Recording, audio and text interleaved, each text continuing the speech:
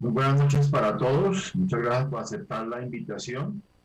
En nombre de la Asociación de Exalumnos y Profesionales del Instituto Nacional de Cancerología, vamos a presentar la conferencia Necesidades de Transformación del Instituto Nacional de Cancerología.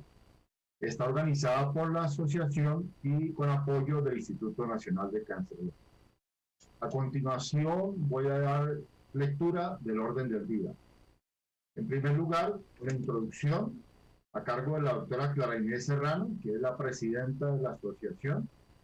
A continuación, la doctora Carolina Wiesner, que es la directora del Instituto Nacional de Cancerología, hará una extensa y detallada presentación de esta conferencia.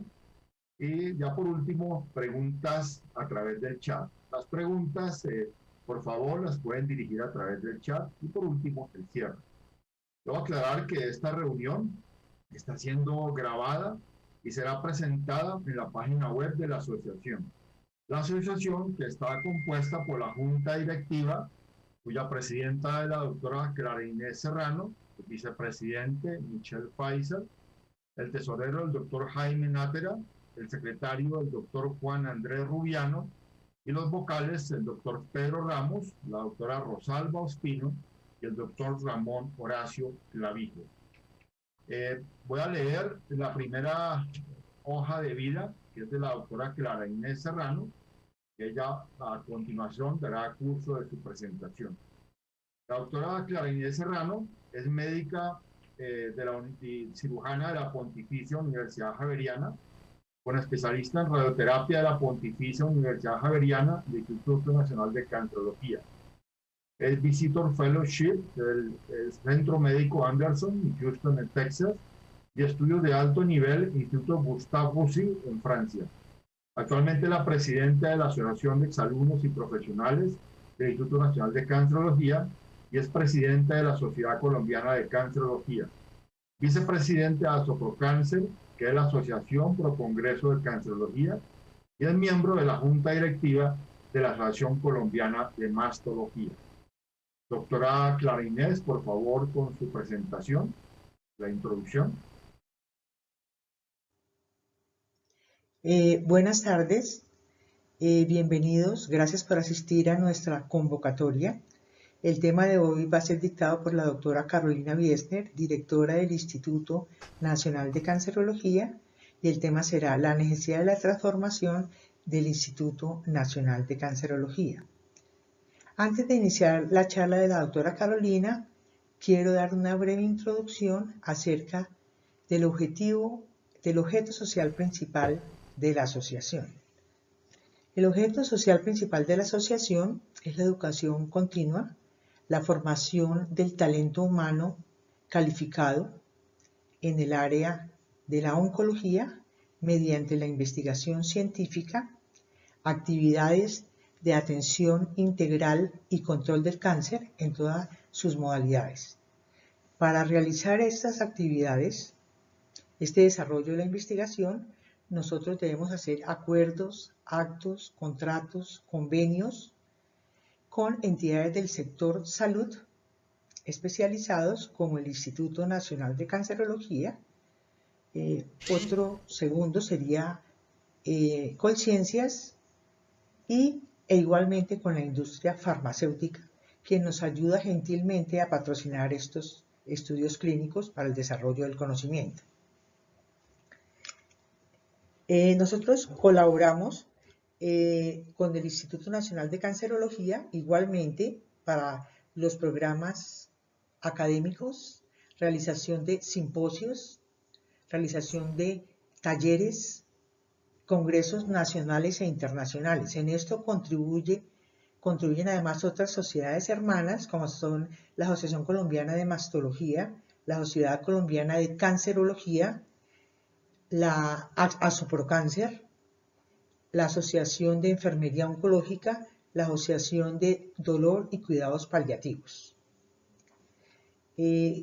Con esto hemos logrado tener éxito en varios eventos y simposios que hemos realizado en forma conjunta. Colaboramos además en la actualidad tenemos con el Instituto Nacional de Cancerología gracias al convenio con la industria farmacéutica, tenemos en desarrollo 43 protocolos de investigación. Son ensayos clínicos que son liderados por docentes y talento humano especializado del Servicio de Oncología del Instituto Nacional de Cancerología y del Servicio de Hematología. En esto hemos acrecentado el conocimiento y hemos obtenido algunas respuestas a algunas inquietudes médicas. A este tipo de proyectos pueden acceder cualquier servicio del Instituto Nacional de Cancerología y de los entes que trabajan en conjunto con la asociación. Nosotros colaboramos igualmente. La asociación presta servicios de asistencia operativa, técnico-administrativa, logística al Instituto Nacional de Cancerología y apoyamos al Grupo Área de Salud Pública del Instituto, el Grupo ARIA, para la realización de diferentes eventos de investigación científica, de educación, de capacitación, de promoción de las jornadas en detección y prevención del cáncer, para diferentes convenios interadministrativos con las entidades territoriales.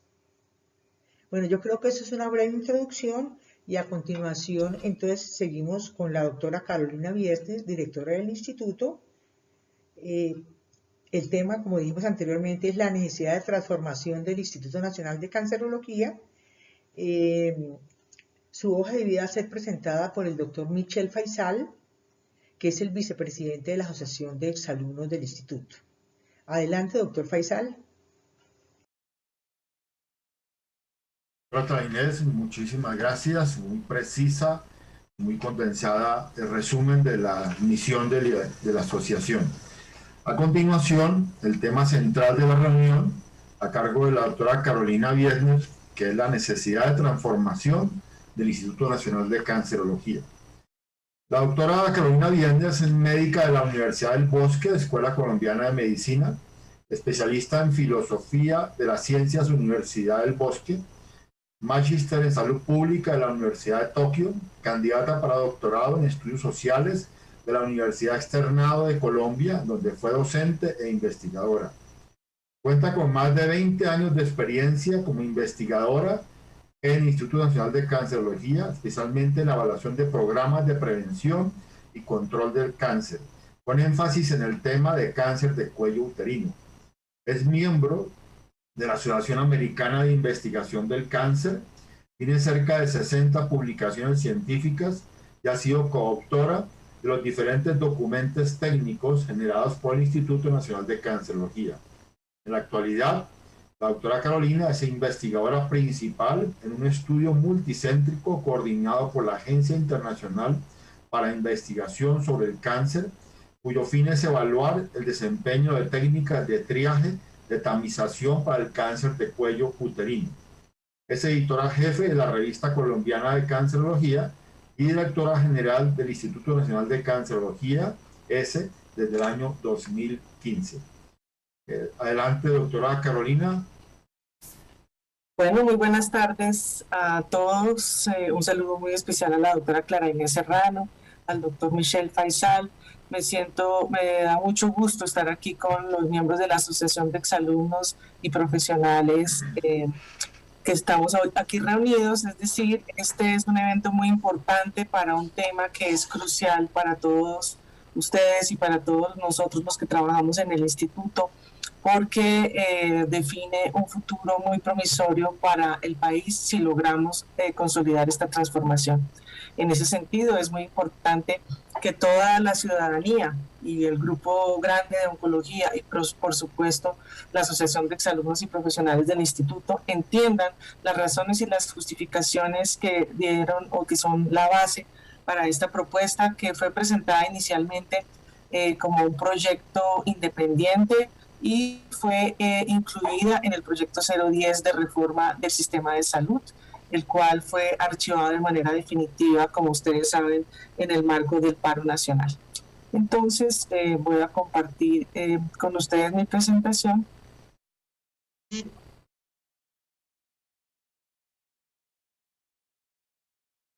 Bien, entonces, bueno, recordarle a la audiencia que el instituto tiene como misión no solamente la atención a pacientes, sino el control integral del cáncer, y esta es una misión que es muy importante resaltar, porque a veces los actores del sistema y la ciudadanía solamente ven al instituto como un hospital.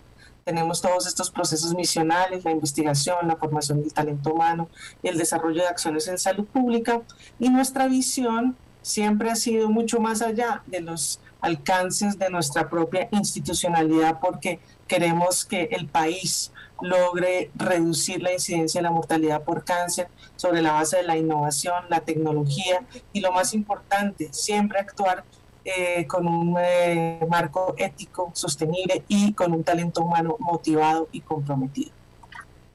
Entonces, el objetivo de esta presentación es contarles y presentarles a ustedes de manera detallada un poco cómo ha sido el fundamento en el marco del contexto internacional y nacional que nos permite hacer una propuesta como la que presentamos en el proyecto 10, y que, debo informar a toda la audiencia, presentaremos nuevamente como un proyecto en este nuevo periodo legislativo. Para pensar entonces, siempre me gusta presentar esta diapositiva. Voy a poner aquí el marcador, perdón.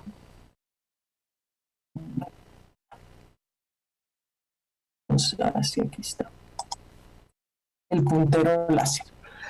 Bueno, esta gráfica es muy interesante. Yo la he presentado en otras charlas, pero es muy interesante porque nos muestra el índice de desarrollo humano en el eje horizontal y la incidencia de cáncer, y estos son los diferentes continentes y los puntitos son los diferentes países que pertenecen a cada continente, para demostrar claramente cómo a mayor índice de desarrollo humano, mayor incidencia de cáncer.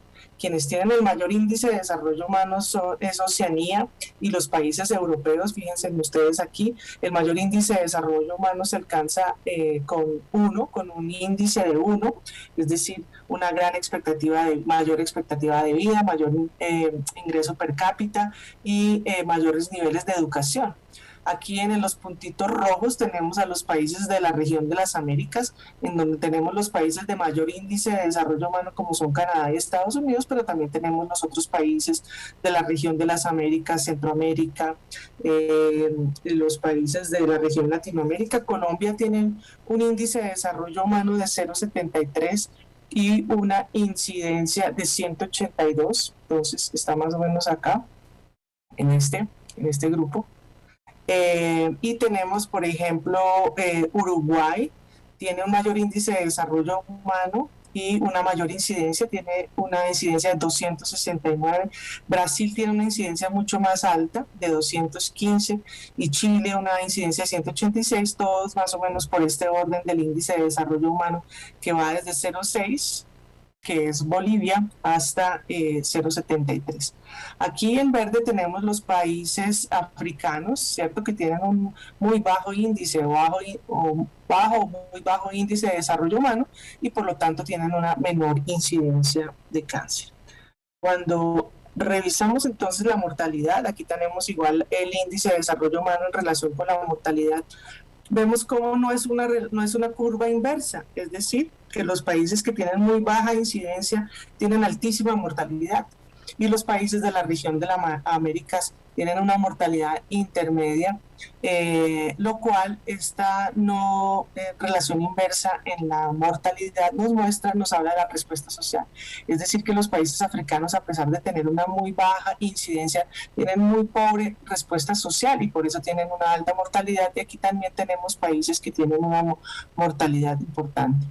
Colombia tiene una mortalidad de 84, y podríamos decir que pues sorprende que la mortalidad de Colombia sea mayor que la de países que uno pretendría, pues no tendrían por qué, como Ecuador, aunque tiene una incidencia un poco inferior, pero Ecuador tiene una mortalidad del 76, es decir, inferior a la de Colombia. Nicaragua tiene una mortalidad inferior con 78, y Costa Rica tiene una mortalidad de 80, es decir, que la respuesta social que tenemos en nuestro país a pesar de todos los logros y los alcances, pues es inferior a otros países de la región de las Américas.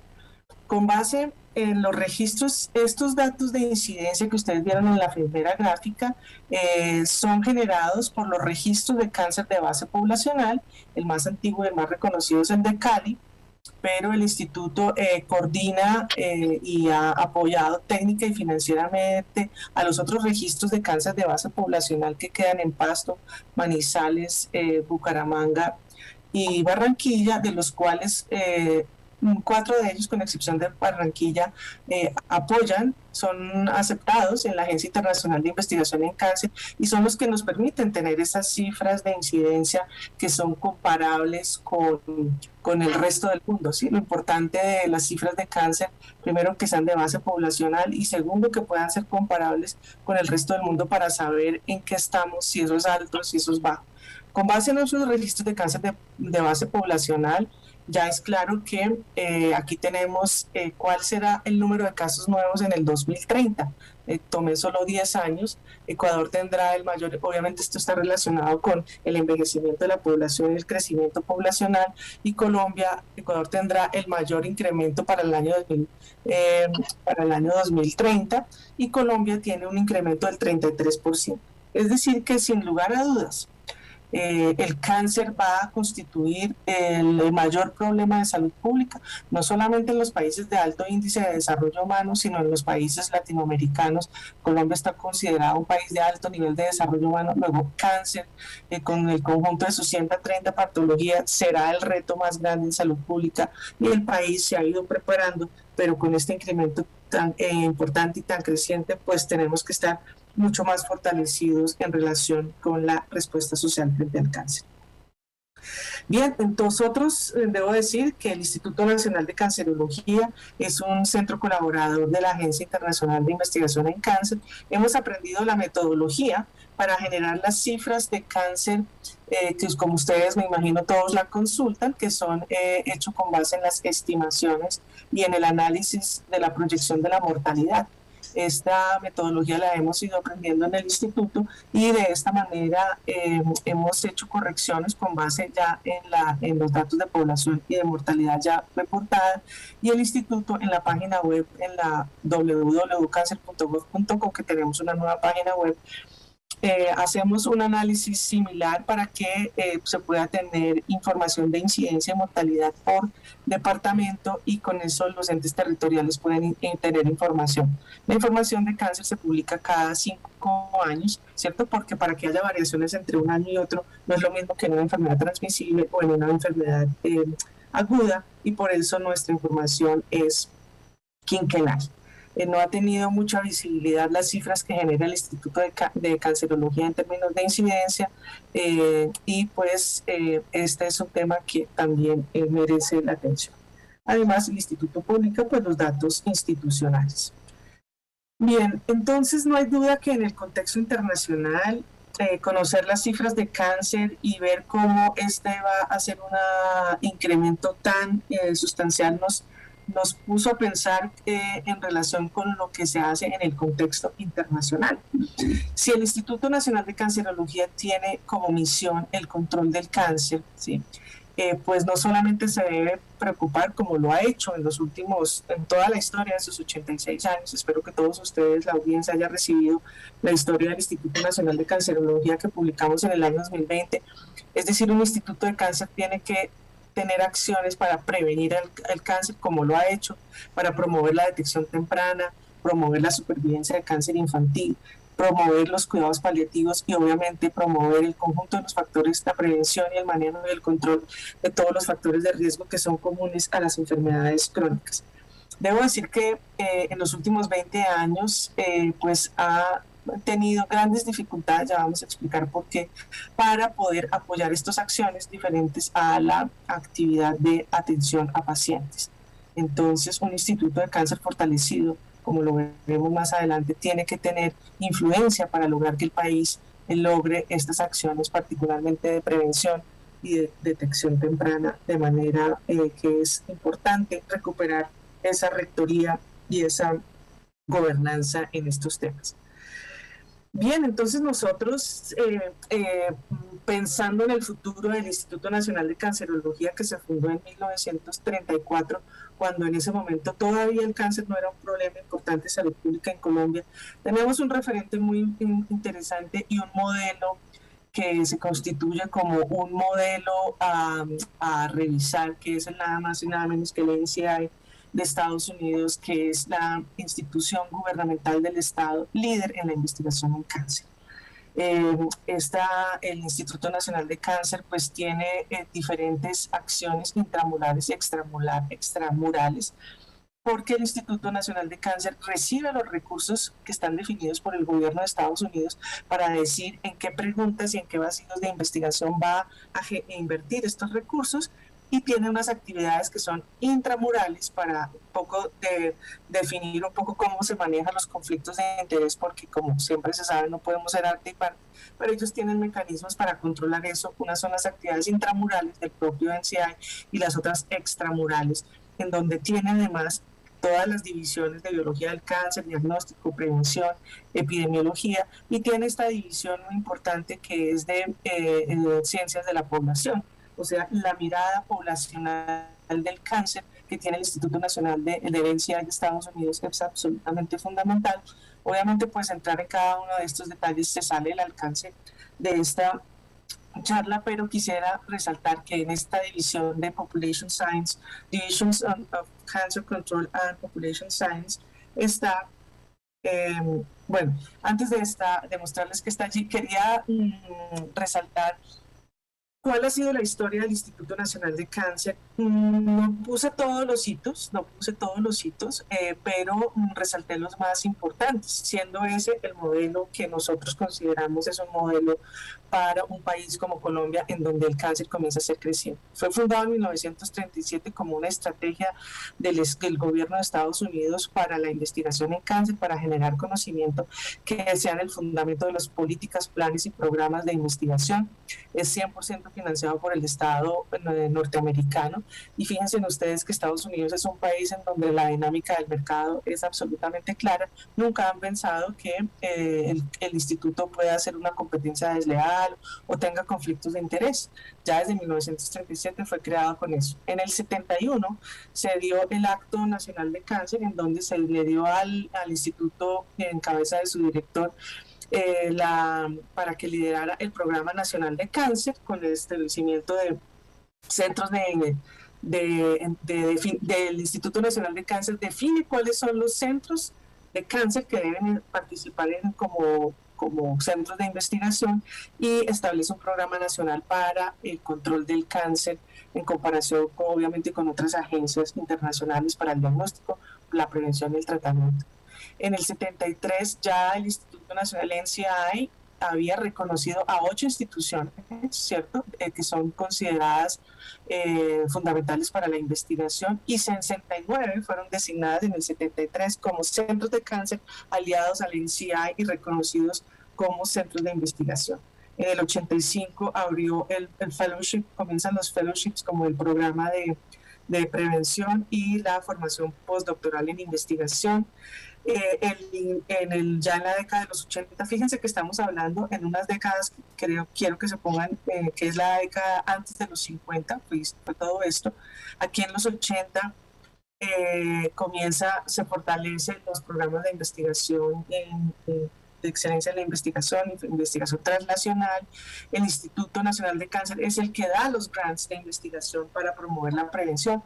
Difícilmente las entidades privadas pueden invertir en esto, que es una investigación compleja y de alto riesgo, como es la prevención y la detección temprana. Y en el 99, por mencionar algo, constituyó la Red Nacional de Investigación en Cáncer, que hoy en investigación clínica, en la cual el Instituto Nacional de Cancerología de Colombia es miembro, y gracias a esta membresía hemos podido conocer cuál es el rol fundamental que tiene esta institución.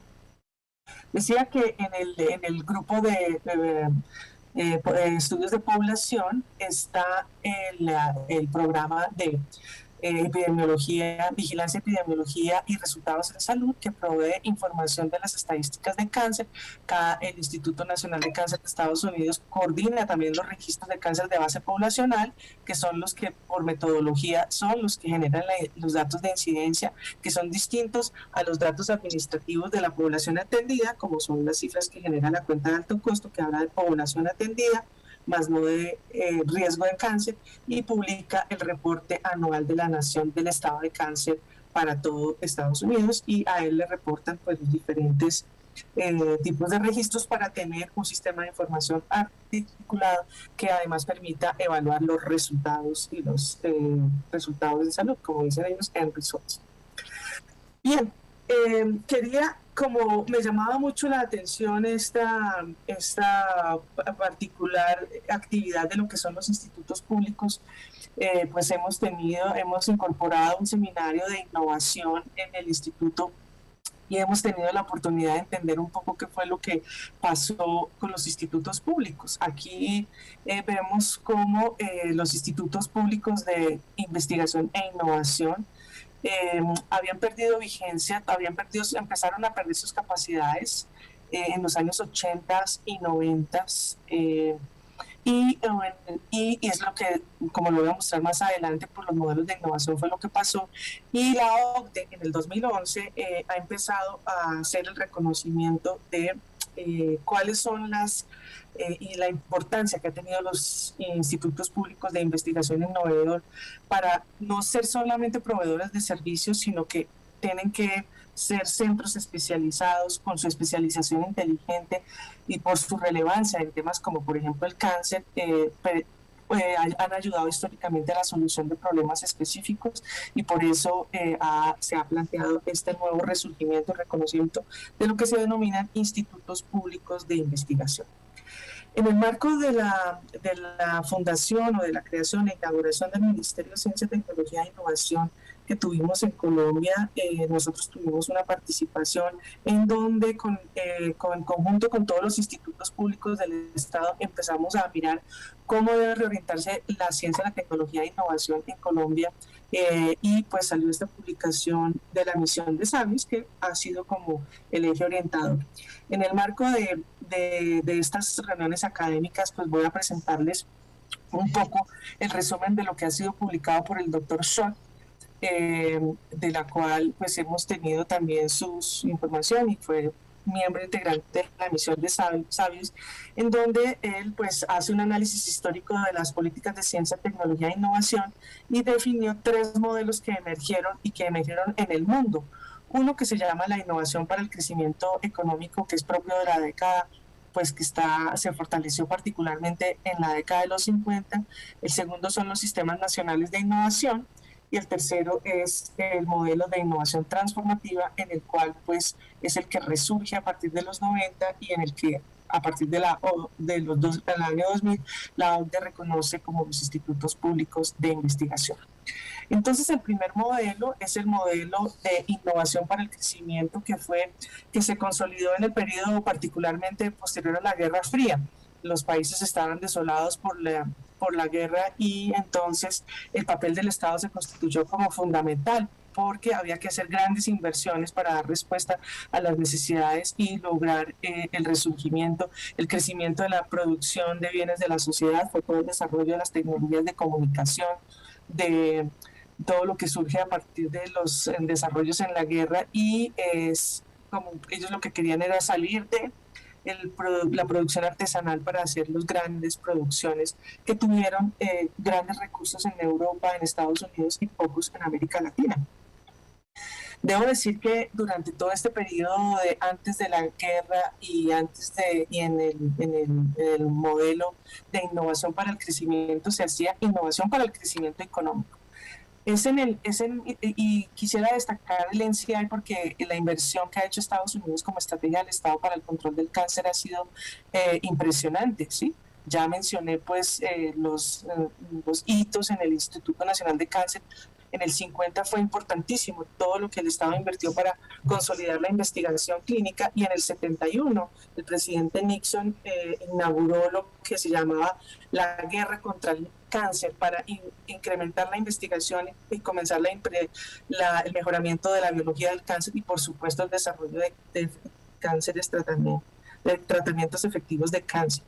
Entonces, sin duda alguna, Estados Unidos constituye un hito en lo que fue ese modelo de innovación para el crecimiento, porque el crecimiento económico y el desarrollo de tratamientos efectivos fue indudable, pero de manera paralela con el crecimiento de las inversiones del Estado y lo que parecía convertirse en un monopolio del Estado, comenzó a ser controvertido por los economistas y veían que el Estado era burocrático, que el Estado no permitía la competitividad, que habría que abrir esto para que se abriera más el comercio. Y entonces viene el segundo modelo, que es el mundial, que es el modelo de los sistemas nacionales de innovación, que se predomina en los años 80, cuando se toman medidas para reducir, y esto es gubernamental e internacional, para reducir el gasto público, y se busca la globalización del mercado, porque se considera que los estados no permiten la competitividad y se hace más énfasis en el desarrollo empresarial y en invertir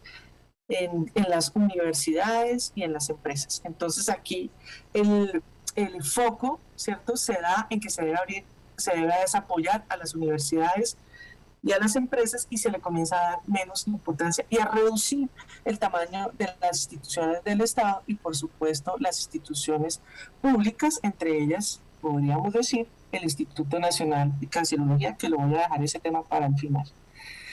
En el marco de todas estas críticas de lo que ha sido pues el neoliberalismo, el mercado, la dinámica del mercado, aparece esta investigadora economista que es profesora de Economía y de Innovación y Valor Público del Instituto de Innovación y Propósito Público de la Universidad de College London, y es la directora de Economía e Innovación en la Universidad de Sussex, que tiene múltiples libros y que hemos estado también revisando, como es el Estado emprendedor, el concepto de valor público, y ella misma es la que ha hecho ver cómo nosotros hemos tenido unos imaginarios en los cuales pues literalmente hemos crecido nosotros, en donde se dice que el gobierno es ineficiente, que el gobierno es burocrático, que se debe limitar la acción del gobierno para que no interfiera en el mercado.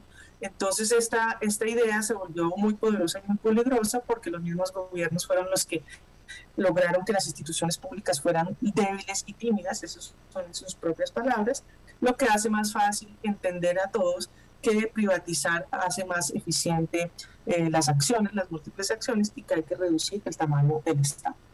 Entonces toda esta crítica ha emergido, y ahora estamos en el marco del tercer modelo, que de acuerdo con el doctor Schott es el que surge en la década de los 90, en donde se ve todo el impacto negativo que han tenido los modelos de desarrollo, en donde solamente se ha hecho énfasis en el desarrollo económico y social, y propone un nuevo concepto de valor público, no necesariamente ligado al sector público, sino a una mirada más integrada de lo público y lo privado, y por supuesto a generar nichos, o sea, lugares críticos en donde se dé la posibilidad de responder a los problemas, todos los problemas del medio ambiente, bueno, y obviamente de enfermedades prevalentes como son las que tenemos en la actualidad. Entonces nosotros hemos estado analizando esos contextos, y Colciencias e Instituto nos hemos unido a este modelo de innovación transformativa.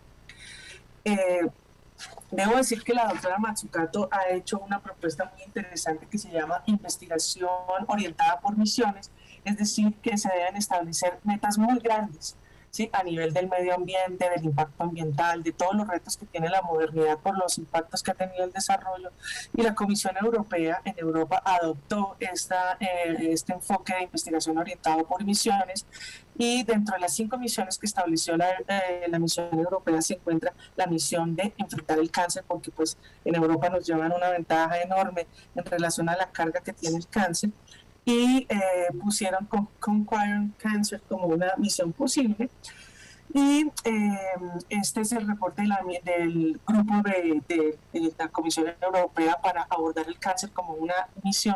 Y ellos, en los estudios de caso que hicieron, consideraron de manera particular la historia del Instituto Nacional del NCI, ¿cierto? Porque el NCI de Estados Unidos, a pesar de todos los modelos, es un instituto que no ha perdido vigencia, que ha seguido fortalecido con algunas vicisitudes que sucedieron en el 90. En ese sentido, ese concepto de la lucha contra el cáncer, el Instituto Nacional de Cáncer ahora lo denomina Cancer Moonshot. Es la equivalencia que ellos hacen como cuando ciertos países como Estados Unidos se pusieron la meta de llegar a la luna y lo lograron. Entonces esta es la nueva estrategia que se inició cuando el vicepresidente Biden en el periodo de Obama se pusieron, tenemos que unir todas las fuerzas para hacer las terapias costosas más accesibles a los pacientes y, por supuesto, mejorar las habilidades para prevenir y detectar tempranamente el cáncer. Entonces, sin duda alguna, este ha sido como el contexto internacional de la Unión Europea que miró a Estados Unidos como un ejemplo. Por otra parte, está la Organización Europea de Institutos de Cáncer, en el cual el Instituto Nacional de Cancerología es miembro. Somos el único instituto público latinoamericano que es miembro de esta organización, y gracias a ser pertenecientes a esta organización que tiene todas estas representaciones, hemos también aprendido lo que significa institutos, lo que ellos llaman Cancer Comprehensive Centers, que son centros de cáncer que hacen investigación. Aquí Chile tiene su centro privado muy grande, pero es un centro privado que también es miembro de la OESI. Entonces ellos dicen que los institutos o centros comprensivos deben liderar el manejo, ser como referentes en el manejo del cáncer, hacer prevención, hacer tratamiento, lo que hemos dicho, investigación e innovación, formar personas y hacer educación continua y tener el paciente, atención centrada en los pacientes. Entonces, nosotros pues ahora somos parte del Hub Latinoamericano y Caribeño de Innovación Transformativa y estamos en todo un proceso de aprendizaje y de la incorporación de lo que es la cultura de la innovación y, por supuesto, de tratar de fortalecer lo que el instituto es como centro de investigación. Los centros comprensivos de cáncer, de acuerdo con la OESI, y estos son criterios definidos por todos los que son participantes, dicen que los centros de cáncer que son comprensivos deben tener los más altos niveles de excelencia en investigación, ¿cierto? Y a los centros de cáncer, los que no son comprehensive, solamente hacen atención a pacientes, no hacen investigación en grandes volúmenes, pero que es claro que la evidencia en Europa y en el mundo muestra que la calidad en el tratamiento depende que los centros tengan altos volúmenes de pacientes, ¿sí? No tiene sentido que haya muchos centros con poco promedio, con pocos números por cada centro, que hayan protocolos estandarizados, bueno, todo lo que ustedes ya saben, juntas del paciente, juntas multidisciplinarios y, por supuesto, desarrollo acceso a ensayos clínicos. Y por supuesto que debe haber investigación translacional, y la diferencia entre los centros de cáncer que solo atienden a pacientes y centros comprensivos es la presencia de investigación y ensayos clínicos. Entonces, pues este es como los criterios que tiene la OESI y son los que, de acuerdo con las publicaciones que tienen, muestran los mejores indicadores en términos de la atención clínica. Bueno, ya para terminar en la parte del contexto mundial, quisiera traer otra vez este estudio. Ya fue publicado en años anteriores, creo que en el 2017, el resultado de los estudios presentados por The Economists, en donde evaluaron los diferentes países del mundo de acuerdo con 3 categorías: que tuvieran políticas y planes, que tuvieran care delivery y que tuvieran oferta de servicios y un sistema de salud y la gobernanza. Cada una de estas categorías se evaluó por que tuvieran un plan nacional de control del cáncer, registros de cáncer de base poblacional, control del tabaco, tamización, Bueno, y Colombia, fíjense en ustedes, no nos fue mal. A Colombia, dentro de estos casi 30 países, estuvimos por encima del promedio, lo cual es un lugar aceptable.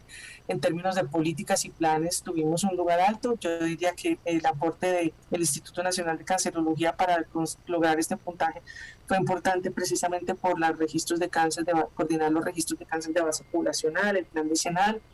En Care Delivery nos fue en el puesto número 11 y en donde más puntaje regular nos fue por debajo del promedio fue en relación con la gobernanza del sistema de salud. Es decir, este es el punto más crítico en términos de la respuesta social frente al cáncer. Bien, ese es más o menos el contexto nacional que voy a después complementar con un análisis que hicimos de comparación de los registros de institutos de cáncer en Latinoamérica, que lo puse en el contexto nacional y ya les voy a explicar por qué. ¿Qué pasa en Colombia? En Colombia tenemos 1.867 servicios oncológicos habilitados por el Ministerio de Salud en todo el territorio nacional. Ustedes se sorprenderán de este número. Este número es porque se considera que la consulta externa oncológica es un servicio oncológico. Entonces, por eso el número es tan grande. Pero en realidad son 343 instituciones prestadoras de servicios de salud y de acuerdo con el Reino Unido y en la Organización Europea de Institutos de Cáncer, el estándar es que haya un centro integral de tratamiento de cáncer por cada 2,5 millones de habitantes, puede ser de 2,5 a 3. Por eso el ministro dice que en Colombia debería, con 7 centros como el que va a inaugurar Luis Carlos Sarmiento Angulo, sería suficiente. Es decir que pues 343 instituciones prestadoras de servicios de salud, podríamos decir que es una sobreoferta. El 91% está en el sector privado y solamente el 8% en el sector público. Sin duda alguna, todos lo sabemos, pues la dinámica del mercado favorece el incremento de servicios en el sector privado y este es un derecho que es perfectamente claro y comprensible porque la oncología es lucrativa. Esta es la tendencia del REPS en relación con cuántos servicios oncológicos se habilitan cada año y vemos cómo esta disminución se fue ocasionada por cuando se puso control a los precios de los medicamentos, entonces ya se dejaron de habilitar servicios de quimioterapia, pero después nuevamente se recupera y en el año 2020 se habilitaron nuevos 144 servicios oncológicos, solamente para recordar como hecho que a mayor número de servicios oncológicos hay un menor volumen por servicios y por supuesto se afecta la calidad. Ese es un hecho. Es decir que en términos de oferta, pues el país está bien con el tema de la falta de integralidad y el fraccionamiento de la atención. Eso es lo que Potter hablaba en el 2014 de los predominios de trabajo individualizado, ¿cierto? Cuando el cirujano general remite al cirujano oncólogo, la patología está en otro lado, el cirujano entonces se lo manda al oncólogo clínico, el oncólogo clínico pues puede trabajar o no con el radioterapia y un poco esta es la preocupación cuando hay un predominio de trabajo individualizado que resulta ser menos eficiente y pues tiene menores desenlaces adecuados en salud en términos de respuesta oncológica. Igualmente pues en Estados Unidos se han hecho publicaciones en donde la mortalidad de los hospitales se reduce cuando los hospitales, independientemente del tamaño, cuando son hospitales en donde hay procesos de formación académica, ¿cierto? Los centros que tienen formación de estudiantes son centros más académicos y por lo tanto los desenlaces en salud son mejores. Estos para hospitales generales en donde se encontró una menor mortalidad. Y también ha sido claro en la región de europea y en el Reino Unido que los centros de tratamiento, estos son unidades de atención integral, los centros integrales de tratamiento, deben estar, la frecuencia o el número de ellos deben estar en relación con el tipo de patología. Cuando son patologías malignas de muy poca frecuencia, deberían haber pocos centros de atención, es decir, que el paciente llega a esos centros de excelencia. Podríamos hablar de tumores neuroendocrinos, que son pocos y deberían haber pocos en el país, mientras para que patologías de alta frecuencia deberían haber con un mayor número y distribuidos en todas las regiones. Eso pues entonces no es lo que sucede en Colombia, como por ejemplo para el cáncer pediátrico. Debo decir que, por ejemplo, Chile redujo los centros de atención a cáncer infantil. Ellos tienen 580 casos nuevos por año y tienen solamente 13 centros, es decir, que cada centro atiende más o menos 40 pacientes nuevos. En Colombia tenemos 130 centros de patología de atención oncológica pediátrica, tenemos 1.298 casos, es decir, tenemos un promedio muy bajo. El promedio de pacientes que recibe cada centro oncológico es también un indicador de calidad. ¿Qué ha pasado entonces con el instituto? Pues todos ustedes muy probablemente fueron formados o conocen muy bien el instituto, entonces aquí pues viene nuestro tema. El instituto fue fundado en 1934 como ustedes lo pudieron haber revisado en el libro que publicamos en el año pasado. Fue formado como un centro académico de investigación adscrito a la Universidad Nacional, pero luego, en la medida que fue aumentando particularmente el cáncer de cuello uterino, pues se necesitaba presupuesto para la atención a los pacientes con bajo nivel de ingresos y el instituto pasó a ser una entidad adscrita al recién fundado Ministerio de Higiene. En este momento no había Ministerio de Higiene. Entonces empezamos como instituto a ser adscritos al instituto. Y con la reforma de los 90, que ustedes saben, estamos en el contexto del modelo de innovación de los sistemas nacionales de innovación, de lo que se denomina el nuevo liberalismo, en donde se busca reducir el tamaño del Estado y el instituto se le reduce, queda convertido en una empresa social del Estado. Por eso nuestro apellido es, y las empresas sociales del Estado, por las leyes normativas en Colombia, solamente pueden prestar servicios de salud. Es decir, que todas las otras funciones que hacía el instituto, diferentes a la prestación, quedaban en un limbo porque pues, no las podría realmente realizar. Viendo esta coyuntura, en el año 2009 nace un nuevo decreto en donde dice, bueno, el instituto es ese, pero le vamos a dar funciones especiales, manteniendo, sin cambiarle la naturaleza, fíjense ustedes, aquí ya estamos hablando de un término, la naturaleza jurídica de prestador, le vamos a dar funciones especiales. Y a partir del 2009, el instituto entonces tiene esas funciones especiales, en donde de las 16 funciones especiales, solamente una es prestar de servicios. Pero si ustedes leen el decreto 5017, el instituto sigue teniendo todas estas funciones. La más importante es asesorar al Ministerio de Salud y a todos los actores en políticas, planes y programas que tengan que ver con salud pública, con formación, con investigación y con atención a pacientes, hacer las guías, proponer modelos de atención, evaluar las tecnologías en cáncer, coordinar la red cancerológica, por la ley 384 se ratificó, coordinar el Observatorio Epidemiológico del Cáncer, dar las cifras de cáncer de manera y promover y ser el motor para el control del riesgo y la rectoría para los lineamientos en detección temprana. Con información del talento humano y educación continua se le asignaron estas funciones, ¿cierto? Pero en el transcurso de estos 20 años, pues que a mí me ha tocado ser testigo, hemos visto cómo, a pesar de tener esas funciones, por el hecho de ser empresa social del Estado, se siente y se percibe que el instituto, es decir, que ese traje que tenemos, que es empresa social del Estado, nos quedó chiquito. Nos quedó chiquito porque a pesar de ser centro de investigación reconocido por Conciencia desde comienzos del 2000, nosotros no podemos reconocer el grado de doctor. No existe el grado de doctor para los investigadores, no se les puede pagar porque eso lo define la propia reglamentación en la función pública. No existe el reconocimiento de carrera docente ni el instituto puede dar la titulación académica. Ustedes saben que el instituto antes recibía a sus especialistas, hacía el fellow y se daba el reconocimiento, y en la década de los 90, cuando se redujo el papel de los institutos, esta potestad de titular pasó a las universidades y ahí se creó un limbo, ¿cierto?, en la titulación, en donde son las universidades las que titulan. El instituto se convierte en centro de práctica y eso limita su capacidad de formar más personas cuando la incidencia de cáncer ha aumentado y sin duda alguna la demanda está creciendo pero no hay manera de aumentar la oferta. Si un investigador, si un funcionario del instituto quiere hacer las guías de práctica clínica, como es la función del instituto, nosotros en la parte directiva no les podemos dar una remuneración adicional porque solo hay una asignación del Tesoro Público, a menos que sea prestación de servicios, no se puede dar mayor asignaciones. Tampoco hay carrera del investigador. El instituto, como es una entidad pública, entonces tiene que entrar a concursos. Afortunadamente, pues ha sido gestión nuestra.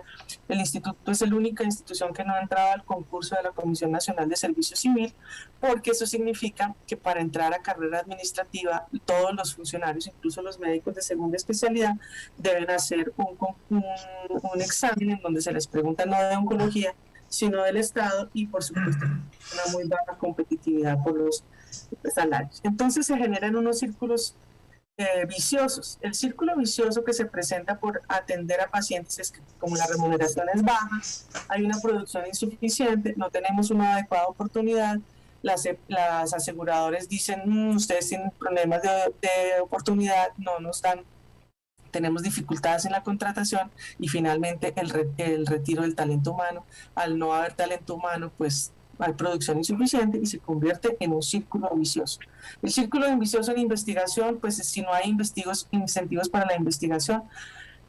Durante mi trayectoria me pude haber ganado varios grants de investigación internacional, pero pues mi salario ni cambiaba ni se modificaba, daba lo mismo si hacía o no hacía investigación.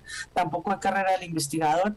Si hay bajo número de publicaciones o las publicaciones son de bajo impacto, pues la idea es que la ciencia no genera una mayor efectividad o mayor eficiencia, o no genera, como en Estados Unidos, realmente productos. Entonces se vuelve otro círculo vicioso. Y en docencia, pues el instituto se volvió centro de práctica, hay bajos incentivos para los docentes, entonces no se aumenta la oferta de docencia, y por supuesto el país se va quedando con una baja oferta de talento humano en oncología. Por el instituto no puede hacer titulaciones, el instituto forma, digamos, capacita, da cursos de educación continua, pero si da un título académico, este certificado no tiene validez académica. Y en salud pública, entonces, en los últimos 20 años, cada vez que intentábamos cumplir algunas de las funciones que están definidas por decreto, nos decían que el instituto es una empresa social del Estado. Entonces, su única función es prestar servicios. Entonces, por ser prestador, tiene conflictos de interés. Entonces, no puede hacer guías, no puede mirar la calidad de los servicios oncológicos, no puede proponer por tener conflictos de interés, no puede decidir gestionar, como hace la red de investigación en cáncer, abrir los espacios de discusión para definir en qué se van a invertir los recursos, porque teóricamente tiene conflictos de interés, y no puede generar cifras de cáncer, no puede evaluar la calidad por esta situación, que es su función. En última, ha sido visibilizada como una empresa social del Estado.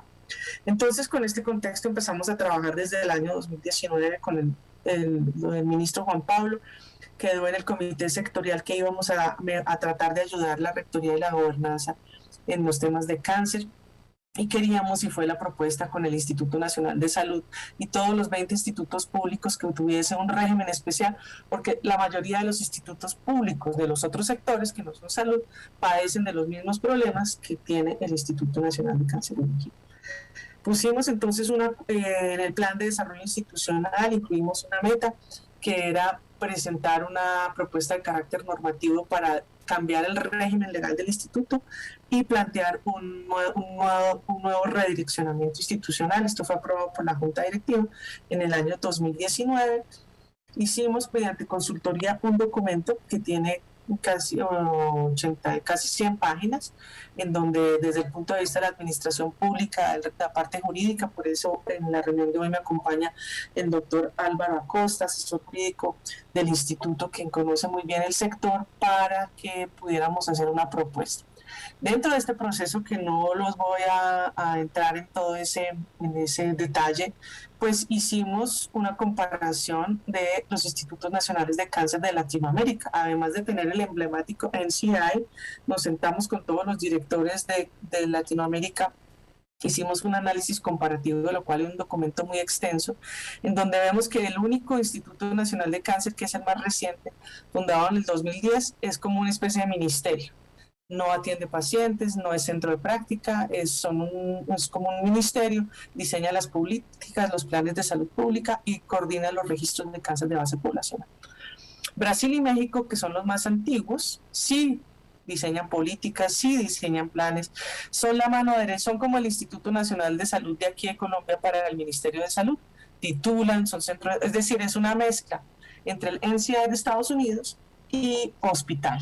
Y el ser hospital le da una riqueza muy particular al Instituto de Brasil, al Instituto de México, que obviamente todos pertenecen a sistemas de salud diferentes, y pues en la medida en que pues tenemos países con menores desarrollo, pues están destinados únicamente a la atención de pacientes con baja capacidad de ingreso. Es decir, que en Latinoamérica los institutos nacionales de cáncer en la mayoría de los países se fueron consolidando como lo que es la exclusión del mercado, de lo que no se encargan los privados, o la atención a la pacientes de bajos ingresos. Aquí está el Instituto Nacional de Cáncer, que nosotros dijimos queremos parecernos al Instituto Nacional de Cáncer de Estados Unidos y al de Brasil, que es un organismo auxiliar del Ministerio en coordinación de acciones integradas para la prevención y el control del cáncer del Brasil, y es además un hospital, y este hospital no se considera que tenga conflictos de interés. Nosotros entonces quería mostrarles cómo poniendo modelos de productividad, efectivamente la oportunidad de la atención mejora y por supuesto el número de pacientes atendidos de primera vez se incrementa. Esto fue cuando iniciamos el modelo de productividad, cuando era director el doctor Rada, y cuando hicimos los ajustes recientemente que se ajustaron los modelos de productividad.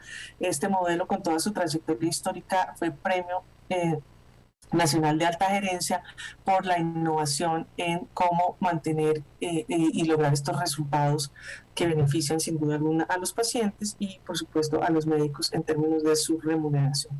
Sucedió igual con el grupo de hematología, se mejoró la oportunidad y se mejoró el número de pacientes atendidos. Estos modelos de productividad resultan ser muy interesantes para un nuevo instituto que tenga un hospital y que sea más competitivo. Entonces, en resumen, nuestra transformación institucional, ya cerrando mi charla, nosotros somos una empresa social del Estado y tenemos esas funciones especiales y somos un centro de investigación. Esta definición de funciones especiales no se acomoda a ninguna de las categorías que están señaladas en la Ley 489 de 1998 en su artículo 38, del cual el doctor Álvaro Acosta es súper experto, y entonces tenemos que ser revolucionarios y decir que queremos una naturaleza híbrida, es decir, ser un instituto público de investigación e innovación como estrategia del Estado que ayude y sea sinérgico con todas las instituciones privadas, como lo hace el NCI de Estados Unidos, y tiene un hospital. Y esto significa que tiene una naturaleza híbrida y por eso es la naturaleza especial que hablamos en el proyecto de ley.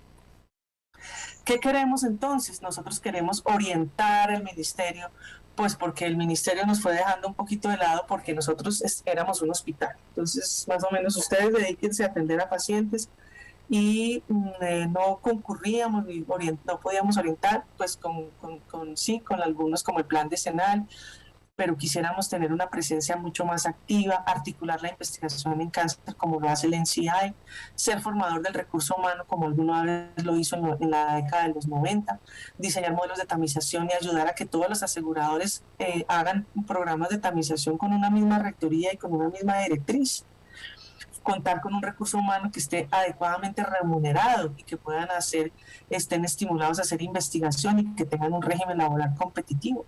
Que la vigilancia epidemiológica del cáncer sea visible dentro de los sistemas porque cada vez se está perdiendo la posibilidad de seguir con estos registros de cáncer de base poblacional, que el instituto pueda desarrollar y actualizar las guías de práctica clínica de una manera mucho más eficiente, porque si hacemos guías ya el ministerio no las puede adoptar porque pues somos un prestador y pues entonces no pueden ser las guías nacionales, y que podamos ser organismos competentes como alguna vez lo propusimos en el control de calidad que lo hemos hecho de las actividades de detección temprana como fueron la citología, la mamografía y por supuesto concurrir para, como lo hace la Organización Europea de Institutos de Cáncer, todo el mundo participa para que de manera consensuada se definan los criterios de calidad de los servicios oncológicos a nivel nacional.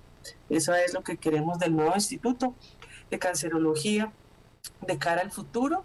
Y en ese sentido, la novedad de esta conferencia es que vamos a presentar un nuevo proyecto de ley, probablemente en estas próximas semanas, en donde vamos a irnos solitos, sin que sea en el marco de un proyecto amplio de reforma del sistema, porque tenía muchos oponentes y muchas dificultades, y vamos a transformar entonces al instituto con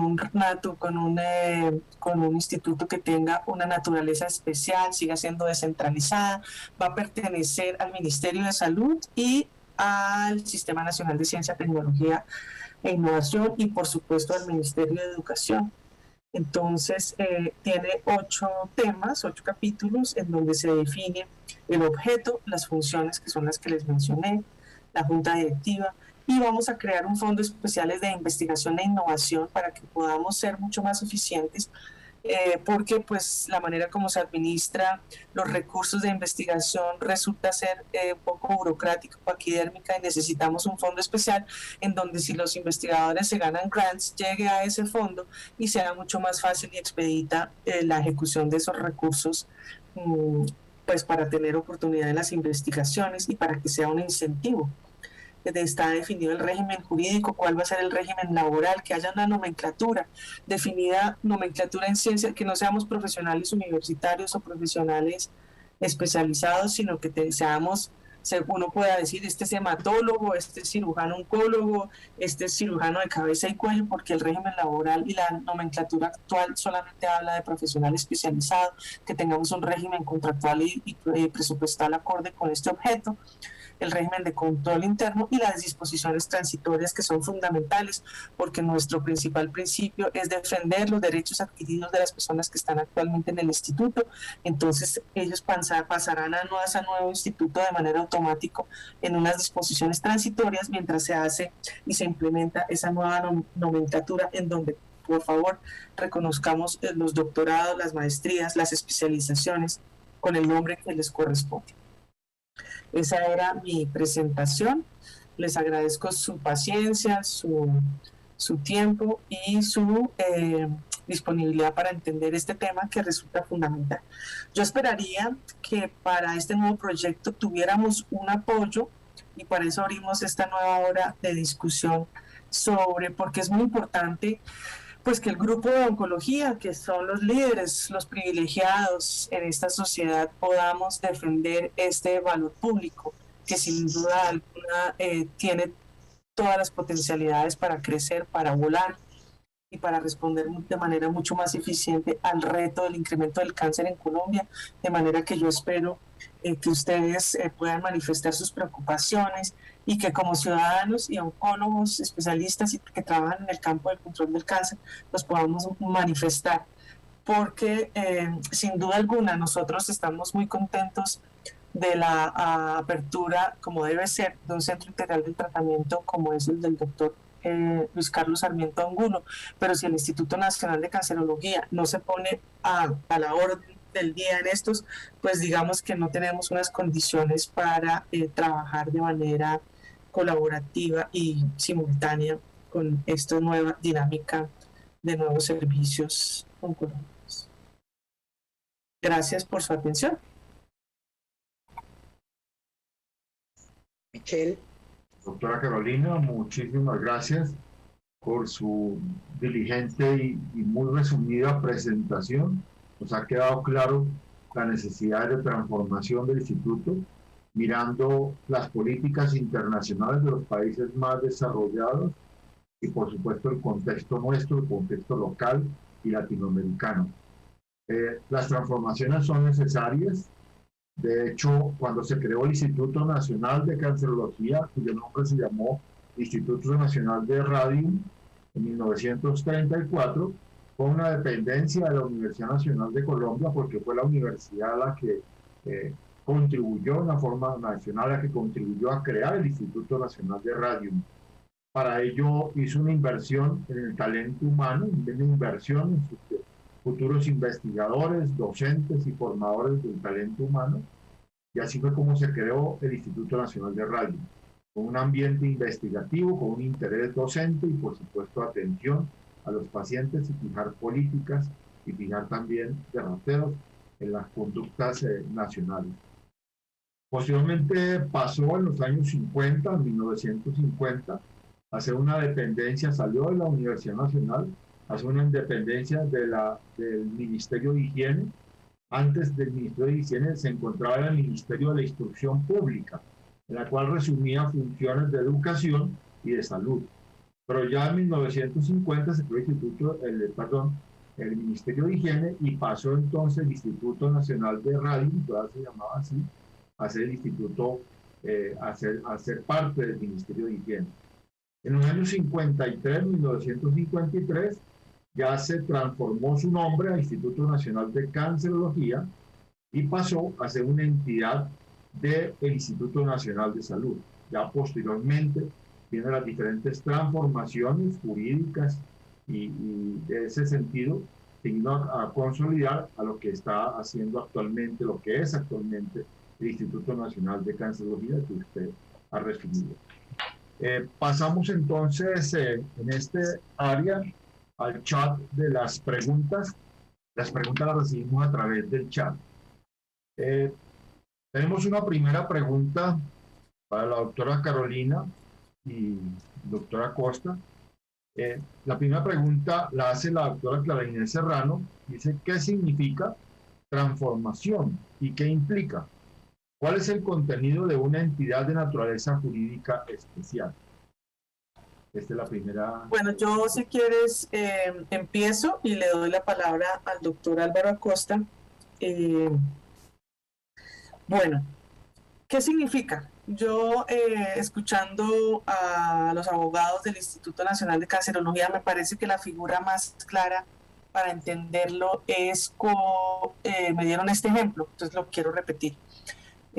Una naturaleza especial significa, es como cuando yo estoy soltera, tengo una condición que me define como soltera, con unas obligaciones y una forma de relacionarme con el otro y con los otros de manera específica como soltera.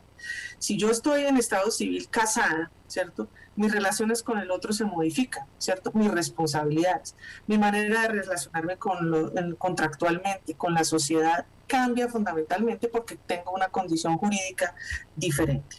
Entonces, tener una naturaleza jurídica especial significa que ya no vamos a ser empresa social del Estado, sino que vamos a ser un instituto público de investigación e innovación con un hospital, porque eso fue el temor que se dio con el proyecto de ley 010, que decía que primero lo íbamos a privatizar, segundo lo íbamos a acabar el hospital, en fin, una cantidad de temas un poco fundamentados. Entonces significa que vamos a tener una manera, una estructura jurídica distinta de relacionarnos en la sociedad y con nuestros empleados y con el resto de los actores. Entonces le doy la palabra a Álvaro para que amplíe este tema.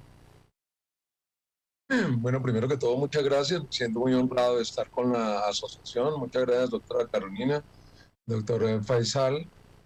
Realmente, pues este es un proyecto muy importante y algo que nos llamó mucho la atención era qué tipo de cambio deberíamos hacer nosotros con el instituto para que verdaderamente pudiera hacer una modificación de todas sus funcionalidades, una modificación de todos los asuntos que requería el instituto con una mirada obviamente un poco distinta. Uno de los temas primigenios que había que resolver era si lo que teníamos que hacer era una reestructuración, que no lo es, o si teníamos que hacer una transformación de su naturaleza jurídica. La naturaleza jurídica es una denominación, una vestidura creada por la Constitución y por la ley que permite de alguna manera saber qué tipo y con qué tipo de entidad me estoy relacionando y qué tipo de entidad, hablándolo claramente, de qué tipo de entidad estamos refiriéndonos cuando hacemos alusión a su naturaleza jurídica. Esa vestimenta, pues no solamente es un tema nominal, no es solamente decir una entidad es un ministerio, es un departamento administrativo, sino que permite tener un conocimiento por solo su denominación de qué tipo de régimen se establece para ese tipo de entidad. Todos conocemos, como para hacer fácil el entendimiento, porque estos asuntos de carácter jurídico a veces no son tan sencillos de ser entendidos. Todos conocemos obviamente algunas entidades del Estado que las oímos de manera permanente, como son los ministerios, los departamentos administrativos, las superintendencias. Cada una de esas nominaciones jurídicas creadas por el legislador, pues obviamente significan algo en relación con la organización del Estado. De tal manera que uno tiene que mirar dentro de esas múltiples nominaciones qué tipo de nominación le debería corresponder a una entidad como el Instituto Nacional de Cancerología, tarea que no es nada sencilla. De hecho, cuando se persigue crear una naturaleza jurídica especial para los prestadores de servicios de salud, es el propio legislador el que las nomina como empresas sociales del Estado. Esa también es una categoría especial creada por el legislador en la Ley 100, y entonces pues eso tenía una significancia especialmente para poder entender de qué tipo de entidad se trataba. Como ustedes lo deben muchos conocer, pues el artículo 194 de la Ley 100 pues define qué tipo de entidad es, y allí establece que una empresa social del Estado es eminentemente un prestador de servicios de salud, a contrario de otros actores del Sistema General de Seguridad Social en Salud.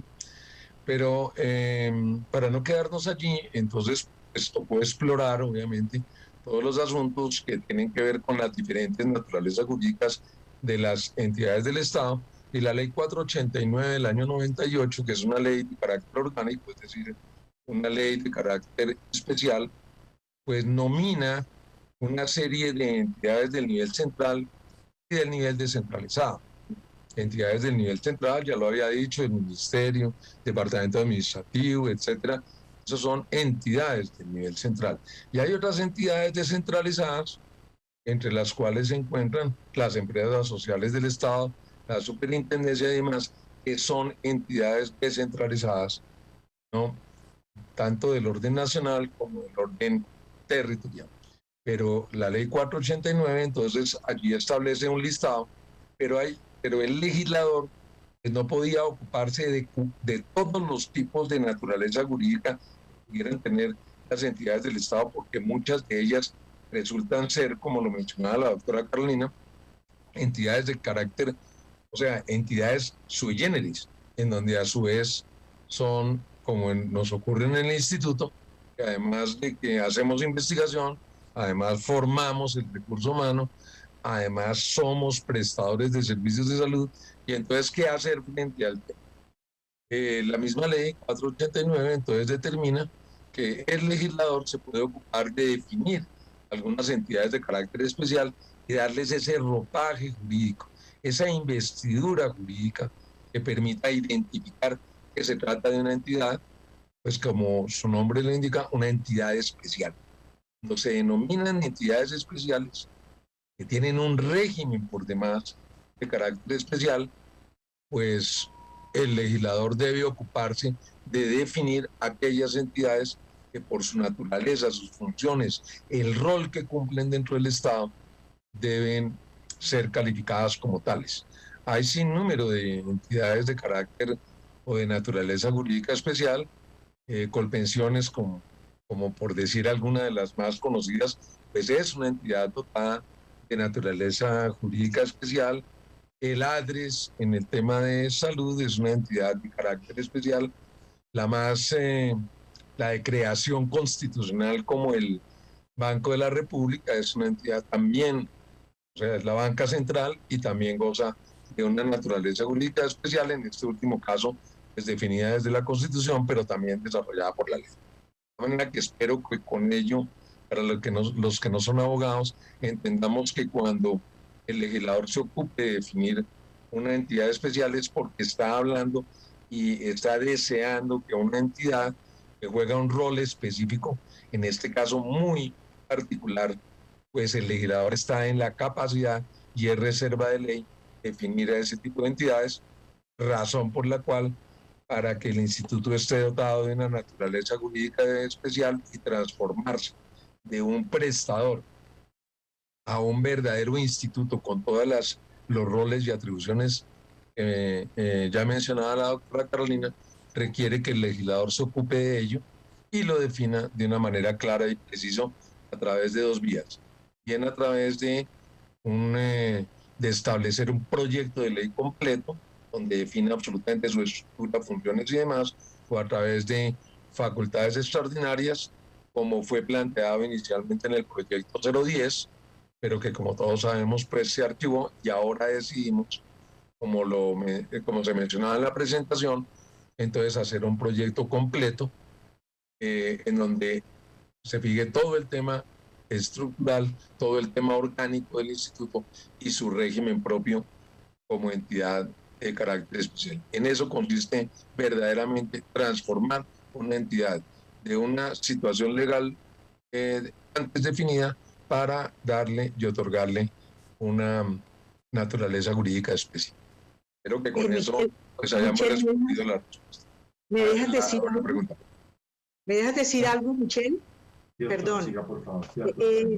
Yo quisiera saber si logramos que el instituto sea una entidad pública bajo el régimen especial, tiene más autonomía académica, administrativa, financiera, para manejar su propio presupuesto con las funciones que le correspondan, o puede adoptar sus correspondientes regímenes para el cumplimiento de su función social, es decir, es más elástico, o estoy equivocada. No, doctora Glanenes, que si me lo permite, doctora Carolina, pues complemento entonces la pregunta anterior y efectivamente eso es lo que se busca. No es solamente un tema de nominar ahora en adelante a una entidad como Instituto Nacional de Cancerología con una naturaleza jurídica especial, sino que eso además tiene una implicación en todo su ámbito que le permite, como decía la doctora Carolina, le debe permitir superar las barreras legales que anteriormente tenía, que ha tenido hasta el momento, superar algunas barreras y le permita obviamente prospectarse, desarrollarse de una manera distinta. Y para eso el propio legislador se debe permitir dotarla de esos instrumentos jurídicos. Tal vez uno de los asuntos de mayor importancia en ese tema, lo mencionaba la doctora Carolina, va a colocar uno de los asuntos que le permite a la entidad operar de manera distinta y que tiene mucha importancia para la vida institucional, es verbigracia al régimen legal del empleo. No es lo mismo una entidad que cuenta con una carrera administrativa, ya lo mencionaba, se hacía alusión en la presentación, que funciona con la carrera administrativa que todos conocemos, que está contenida en la Ley 909 de 2004. No es lo mismo que las personas asciendan, ingresen al instituto a través de la carrera administrativa que convoca la Comisión Nacional del Servicio Civil, a que el instituto pueda vincular a un nuevo régimen de empleo a través de contratos de trabajo. Eso es un cambio absolutamente fundamental. Eso crea una flexibilidad, sin duda alguna, muy importante, y la manera de ingresar al cargo pues no será a través de concursos, sino será obviamente a través de establecer cuáles son los requisitos para ingresar y poder contar con el perfil que requiere el instituto, de tal manera que pueda vincular en esa nueva forma de vinculación, como efectivamente entre los ejemplos que colocaba el Banco de la República vincula a sus funcionarios verbigracia a través de contratos de trabajo. De tal manera que eso no es un tema ajeno, Es un tema que el legislador puede definir y de esa manera, pues, todo el tema de la estructuración del tema del empleo será absolutamente distinto en ese sentido. Obviamente respetando los derechos que han sido adquiridos por los trabajadores y quienes se encuentren en carrera administrativa para que obviamente ese tema sea objeto de protección. Espero que con eso, doctora Clarenes, hayamos podido responder esta inquietud. Sí, gracias. Doctora Costa, muchas gracias. Doctora Carolina, muchísimas gracias. El chat está enriqueciéndose en preguntas, hay muchas preguntas, entonces vamos a intentar darle gusto a todas las personas que están haciendo este chat y les pido con todo respeto ser más breves en sus respuestas, con todo respeto. Pregunto a la doctora Milena Manrique. Este proyecto de ley de transformación del INC no debió incluirse como mero artículo y menos dentro del plan 10 al ser opuesto. Y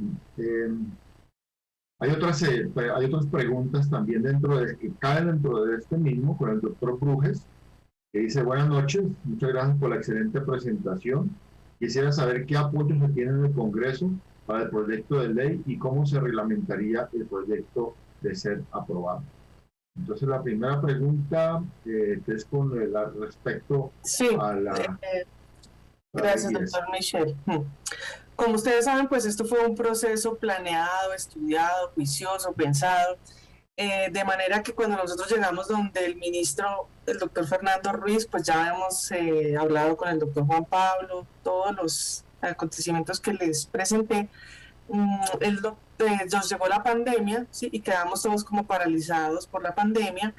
Pero cuando se empezaron a hacer visibles los problemas que tiene el sistema de salud con la pandemia y la importancia de institutos como fue el Instituto, como ha sido el Instituto Nacional de Salud, como un brazo técnico sólido que apoyó al ministerio, fue el mismo Departamento Administrativo de la Función Pública que conocía nuestro proceso y nuestro deseo y nuestro documento, dijo: es el momento que ustedes presenten ese proyecto porque ese proyecto responde a unas necesidades que se han hecho más visibles en el marco de la pandemia. Entonces llegamos con nuestro libro de 100 páginas allá donde el ministro, y el ministro nos escuchó, pues él conoce perfectamente el tema del cáncer, y nos dijo: listo, entonces lo metemos como un artículo dentro del proyecto que nosotros ni conocíamos. Obviamente nosotros quedamos bastante preocupados porque pues un proyecto que pretende reformar el sistema de salud pues va a generar toda una controversia muy grande, y no tenemos la menor duda, porque en el transcurso de las discusiones previas no hubo una sola persona que dijera: pues ustedes tienen la razón, eso hay que hacerlo. Cuando se lo presentamos al Departamento Administrativo de la Función Pública, pero pues es apenas evidente que el instituto tiene que transformarse. Entonces quedamos incluidos ahí con un articulito que decía: el instituto debe transformarse, y ya ustedes conocen la historia final. Muchos nos dijeron en el transcurso de las discusiones y las audiencias: ese artículo está en el lugar equivocado. Y pues finalmente murió entonces murió el proyecto 010, murió nuestra posibilidad. Entonces hemos llegado con la propuesta para ahora sí presentar el documento de manera original, pero sin darle facultades extraordinarias al presidente. En el proyecto anterior, el Congreso otorga facultades extraordinarias al presidente para que él durante un periodo de 6 meses actúe como legislador y pueda decir: transformo esta institución y la voy a... Pero digamos que en ese momento, con todo lo que estaba pasando, los que eran muy críticos decían que eso era darle un cheque en blanco al presidente Duque, y que no sabíamos el presidente qué iba a hacer con el instituto y si de pronto lo acababa o lo privatizaba. Entonces la gente se opuso porque era demasiada incertidumbre dejarle en manos del presidente qué iba a hacer con el instituto. Entonces para evitarnos esa, digamos, temor que exista, no busca darle facultades extraordinarias al presidente, sino que el proyecto en sí mismo plantea qué régimen será, cómo es el régimen laboral, se define todo, el régimen transición, para que lo apruebe el Congreso, y de esta manera, una vez aprobado, habrá un tiempo, porque pues una vez aprobado, pues hay un trabajo enorme que hay que hacer con las nomenclaturas, las escalas salariales, la clasificación, todo eso, un régimen de transición para luego sí implementar. Álvaro, si quieres complementar. Bien, doctora, muchísimas gracias. Hay otra pregunta de la doctora También Luz Ángel contestaría la segunda Urcuqui. pregunta del doctor Burgues. Doctor Michael, ¿cuál era la segunda pregunta? ¿Cómo se reglamentaría? Sí, estaba muy relacionada con la anterior pregunta. Es que relacionado es que quisiera saber qué apoyo se tiene en el Congreso para el proyecto de ley y cómo se reglamentaría el proyecto de ley. Ya lo contestó implícitamente la doctora Carolina, ¿no? Pues digamos, en ese punto hay que tener en cuenta que este tipo de iniciativas originalmente deben tener iniciativa en el gobierno nacional por tratarse de este tipo de materias. Sin embargo, la Corte Constitucional se ha pronunciado en relación con el tema de las iniciativas de reserva gubernamental, solamente lo coloco como un tema de información, en el sentido de que pueden tener origen en el Congreso y posteriormente recibir el aval del gobierno nacional. De tal manera que ese es un tema que se va a manejar a nivel ministerial. Se cuenta obviamente con el apoyo del ministerio en este momento, ya conocen el proyecto, han hecho unos pequeños ajustes y se encuentra listo para ser radicado. De tal manera que es un tema que debe en unas semanas ser de conocimiento general para obviamente su impulsión en el trámite legislativo. Espero con ello haber contestado ese punto. Doctor, muchísimas gracias. Ha sido muy clara su respuesta. Vemos que la doctora Carolina Biesner. Hay otra pregunta de la doctora Luz Ángela Urcuqui. ¿En qué promedio de tiempo se tiene pensado alcanzar esos 8 objetivos? ¿Se ha contemplado el apoyo internacional para alcanzar y persistir en el tiempo con los objetivos? ¿Se podría obtener este apoyo sin alterar la dinámica del instituto? Gracias. Pues tenemos este periodo legislativo porque pues el año entrante ya inicia el periodo preelectoral. Es decir, que si no lo logramos en estos próximos 6 meses, pues tocará en otro momento hacia futuro. Entonces, si tenemos apoyo internacional, pues tenemos el apoyo, hemos hecho estas conversaciones en el marco del análisis internacional que he presentado hoy, y pues como es un tema muy interno de decisiones de gobierno, pues en esas no pueden intervenir las gobiernos extranjeros, pero sin duda alguna tenemos la certeza de que pues tenemos el respaldo porque estamos tomando los modelos internacionales adaptados a nuestro sistema. Creo que el respaldo más importante que espero obtener es la audiencia que hoy me escucha. Gracias, doctora Carolina. Muchas gracias. Otra pregunta del doctor Jaime Nátera. Pregunta a la doctora Carolina. ¿Y cómo es el ambiente en el Congreso para llevar a cabo los cambios o transformaciones necesarios? Gracias por la pregunta. Sí, en el marco de las discusiones del proyecto 010, el proyecto 010 iba a ser presentado a primer debate en diciembre del 2020, pero generó demasiadas controversias. Entonces entró al primer periodo legislativo del 2021 y nosotros fuimos invitados a audiencias, foros, encuentros en donde eran muy largos porque se discutía cada artículo del proyecto 010. La doctora Mary Barragán, que asistía a todos ellos, me dijo: Carolina, todos los artículos fueron cuestionados, objetados, ¿sí? El único en el que nadie dijo nada fue el Instituto Nacional de Cancerología. De manera que, aunque fue un fracaso el archivo del proyecto 010, el instituto tuvo una visibilidad muy grande. Obviamente se generaron por redes todos los mensajes que ustedes vieron, que fueron testigos que lo íbamos a acabar, que queríamos privatizarlo, que Luis Carlos Sarmiento, en fin, una cantidad de cosas, pero eso se manejó por redes sociales. Pero en las audiencias y los foros, todo el que tenían la posibilidad de escucharme y de ver los argumentos, nadie cuestionaba, porque todo el mundo quiere al Instituto Nacional de Cancerología. Gracias, doctora Carolina. Hay otra pregunta de la doctora Ana María Hernández, es la siguiente. Es un rato la propuesta de transformación. ¿Cómo se da la participación de los diferentes actores del INC, del Instituto Nacional de Cancerología, pacientes, trabajadores y personales por OPS, la orden de prestación de servicios? Sí, en la medida en que fuimos comunicando este proceso al interior, obviamente, pues los sindicatos estaban muy preocupados, el talento humano, pues es una preocupación que es perfectamente genuina. ¿Qué va a pasar conmigo? El proyecto está pensado para, sin duda alguna, garantizar los derechos de los profesionales que hoy trabajan, de todo el personal que hoy trabaja en el instituto, y la idea es precisamente mejorar las condiciones laborales de todos los trabajadores. Ahí le doy la para que amplíe al doctor Álvaro. Digamos, el tema del proyecto, pues, tiene muchos ítems. Están los temas organizacionales, los temas financieros, los temas de la sostenibilidad del instituto.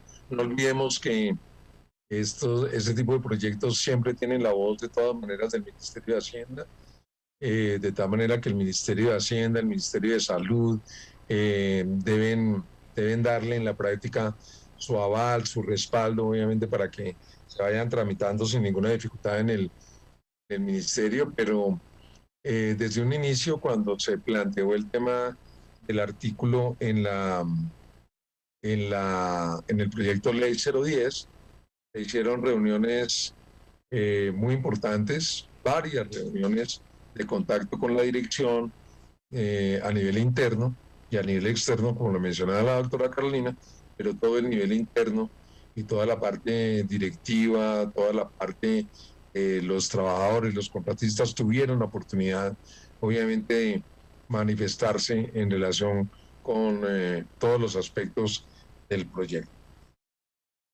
De tal manera que en ese sentido nos sentimos muy tranquilos. Muchísimas gracias. Hay una pregunta de la doctora Ana Núñez. ¿El articulado del proyecto de ley ya está publicado? ¿Dónde se puede leer el articulado?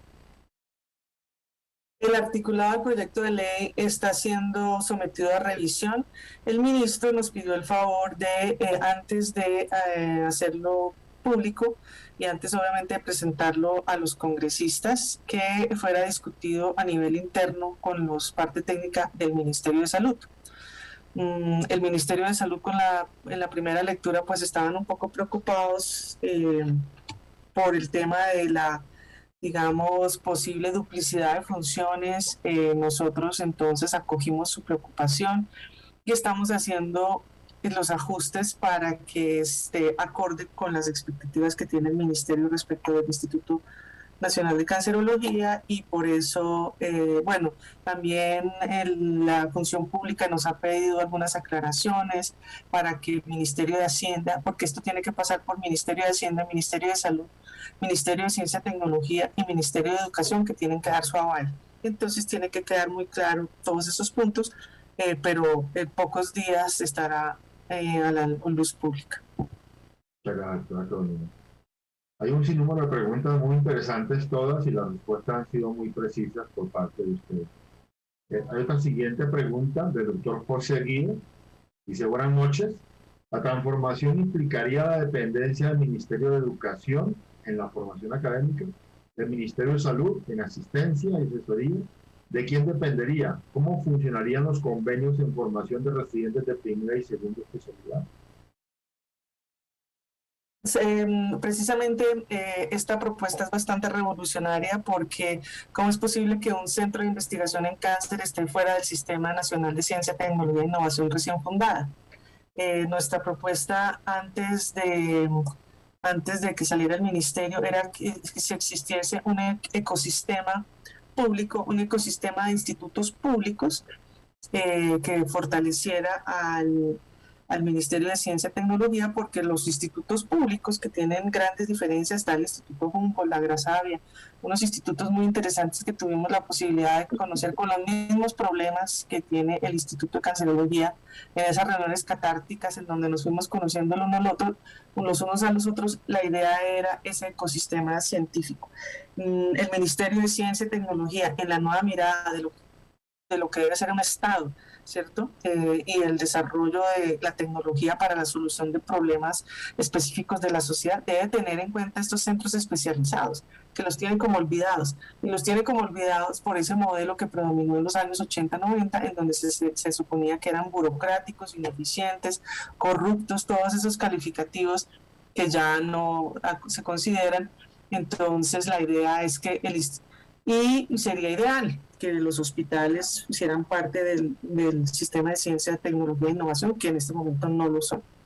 Pero pues eso no nos compete a nosotros. Y la idea es que el instituto, si hace un programa de educación continua, pues el certificado que se le dé a los participantes tenga un reconocimiento, una validez académica. Por eso tenemos que contar con el aval del Ministerio de Educación. Gracias, doctora. Muy bien.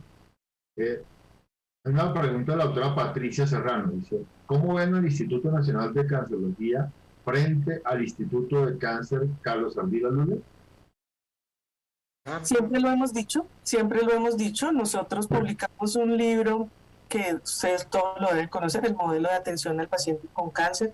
Lo publicamos en el 2014 y ahí lo que se decía, hicimos una revisión de la literatura en donde pues los países europeos y Estados Unidos nos llevan una ventaja con una carga de enfermedad mucho más alta, porque el cáncer empezó a crecer desde el siglo XIX y nosotros pues apenas desde la segunda mitad del siglo XX, y así había sido claro lo que se dice, que es que no debe haber esa idea de que debe haber un servicio oncológico en cada esquina del país. Eso no.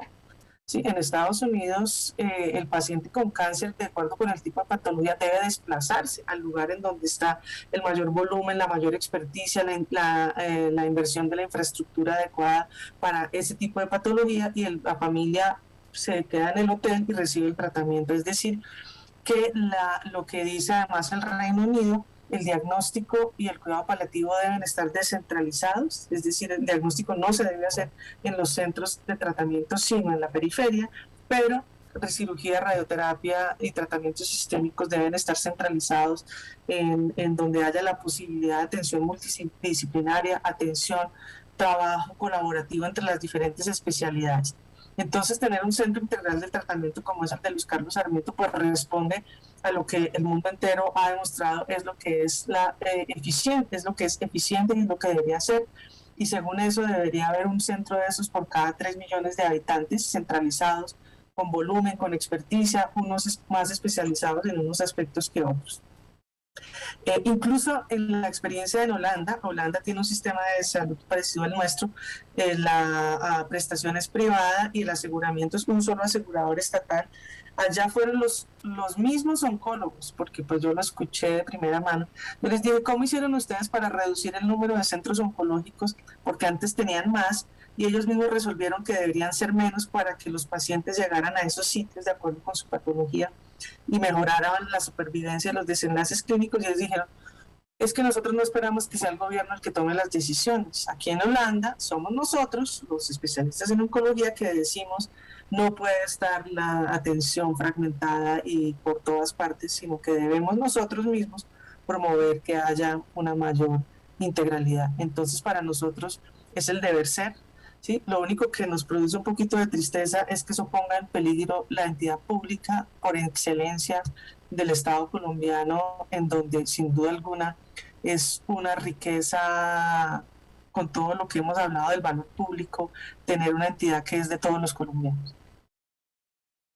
Doctora, muchísimas gracias.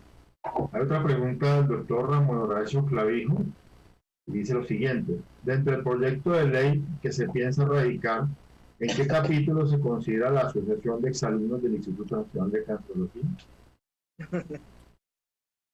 Pues en el corazón, en el corazón. Pues esta presentación me parece que es muy pertinente, porque qué más relevante que ustedes reciban de primera mano cuáles son los motivos, cuáles son los fundamentos, cuáles fueron los antecedentes, para decir, cuando ustedes leen el libro que publicamos de la historia del Instituto de Cancerología, los 86 años, Ustedes leen y uno se sonríe porque en la época cuando se iba a fundar al instituto, las discusiones que se daban en el Congreso, se decía que el instituto podría ser una competencia desleal para las iniciativas privadas. Esa preocupación existía, es como si hubiera fuera ¿cómo se dice? Opuesto lo público y lo privado, ¿cierto? Que es como la mirada la mirada de los 80, en donde el monopolio del gobierno se absorbe todo y se convierte en competencia desleal porque puede prestar servicios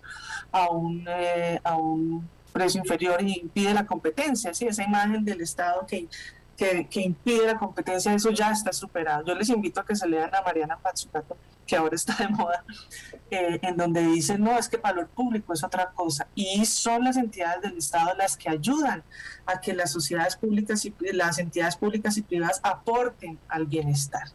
Yo creo que todos nos sentiríamos más felices si el pobre paciente no está de un lado para otro, si en el instituto cuando está hospitalizado no se la lleven para otra entidad, la otra entidad recibir un paciente en donde no tiene conocimiento de cuál es la secuencia de los exámenes, de las imágenes diagnósticas, si este tamaño de los ganglios era, sí, o sea, a todos estaríamos más felices y con mejores desenlaces si tuviéramos unas condiciones. Yo no sé porque el sistema de salud es difícil, pero la Asociación de Exalumnos está conformada por todos los egresados, la mayoría de los egresados del instituto, y qué bueno que seamos los líderes en hacer una propuesta en donde se vea mejor la calidad de la atención. Doctora. Hay otra pregunta de la doctora Clara Inés Serrano. Dice, ¿cuál es la importancia de los hospitales universitarios y de investigación en el país dentro del proyecto de ley 10? Bueno, el proyecto 010 ya fue archivado, ¿no? El proyecto 010 del 2020 fue archivado, de manera que, pues, ese ya murió. Ahí se planteaba toda la problemática de los hospitales universitarios y de las empresas sociales del Estado, en donde se abordaba, pues, el problema del talento humano, todos los problemas que aquejan a las empresas sociales de las manos, las órdenes de prestación de servicios, en fin.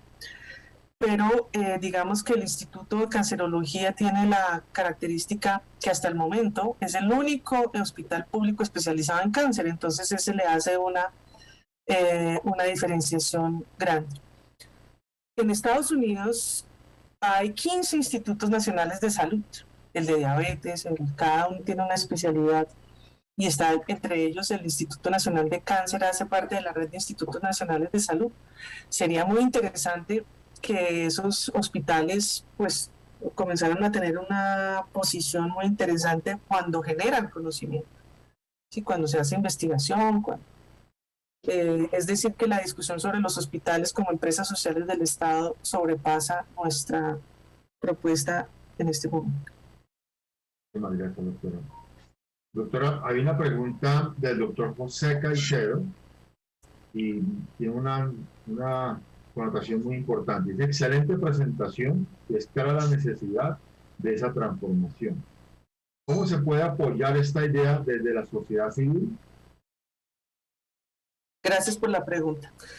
Cuando nuestro articulito 38 quedó enmarcado en el proyecto 010 de la reforma del instituto, la verdad, pues nosotros lo habíamos comunicado internamente, pero uno no, o por lo menos yo, uno no visibiliza todo lo que se mueve en las redes sociales, en la desinformación, todo lo que supera casi que la misma realidad, ¿sí? Entonces, para este nuevo ejercicio, pues hice esta presentación en el Colegio Médico, porque el Colegio Médico, que estuvo la doctora Rosalba Espina, el Colegio Médico fue uno de los opositores del proyecto 010, e incluso todos los que son como 600 médicos estaban muy preocupados porque el proyecto quería acabar con el Instituto de Cancerología. Y cuando pues yo les presenté esta conferencia un poco más resumida, pues dije, listo, ya entendemos. Lo importante es entender, yo creo que la pandemia nos ha enseñado que tenemos que transformarnos, que somos los ciudadanos, creo que los que trabajan en el campo de la oncología, pues somos los líderes, son los líderes en la sociedad y los líderes a veces podemos sentirnos muy cómodos, pero es que hay que apoyar una propuesta y una iniciativa como esta que sin duda alguna le aporta al futuro en Colombia, y pues es Defensa, una institución pública que se fundó cuando el Estado colombiano estaba apenas en proceso de constitución, y de entender lo que significa lo público. O sea, entender lo público para nosotros, también lo público se mira un poco despectivamente, a diferencia de la consideración de lo público en lo que son los países europeos. Entonces, si comenzamos a entender eso, ¿sí? Que el instituto no es un hospital para pobres, que es el imaginario que también tenemos. Ahora los pobres se los llevan a las instituciones privadas porque pues las aseguradoras pagan y pagan bien, ¿cierto? Entonces esa mirada la tenemos que cambiar y definir realmente frente al cáncer que crece todos los días. ¿Cuál es la propuesta del grupo de especialistas y del Instituto de Cancerología para que tengamos un trabajo mucho más en red, más articulado, más orientado a la calidad? Indudablemente, doctor. Hay otra pregunta del doctor Mabel Lagos. Dice: buenas noches. ¿Hay algún senador o grupo de congresistas que estén o vayan a apoyar este proyecto? ¿O cómo se pretende que sea aprobado? Gracias, felicitaciones por la presentación. Gracias. Ese es un tema que hemos discutido con el Ministerio de Salud, y tanto el ministro como su asesora nos han recomendado que sea una mirada multipartidista, o sea, no asociada a un solo partido. Ellos son los que van a decidir quiénes van a representar. Esperamos, hay varios médicos que conocen al instituto, y queremos pues que sea un médico y que sea respaldado por varios partidos. Muy bien.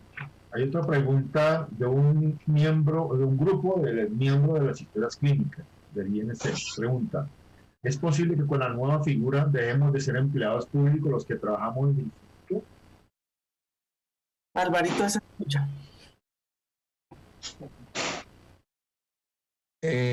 La generalidad del concepto de quien sirve al Estado es que son servidores públicos todos.